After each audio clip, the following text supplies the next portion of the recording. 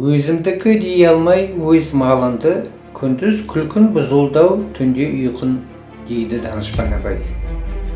Желтоқсан айы қайғылы болғанмен, ақыры қайырлы болған ай.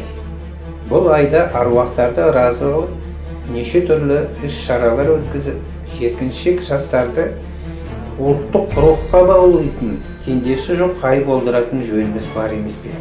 Әсіресе ел бастаушылар ештеңе сезбеген сынай танытқалы қалай?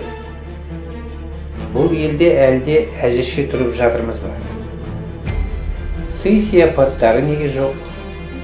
Абақтылардағы жазықсыздары бар, жеңіл жазықтылар бар дегендей, бостандық беріп, елді қуантып, желпендірсе нелер кетеді?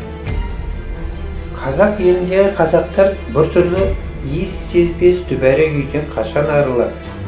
Жаңағы Данышпанның бір жол өлеңі намыстандырмай ма? Шеттегі қазақтар шетте жүрсе де, іштегі қазақтардай иіс алмас емес. Қазірден еске алып, дүбірлесе бастайтынынан ұялмай ма?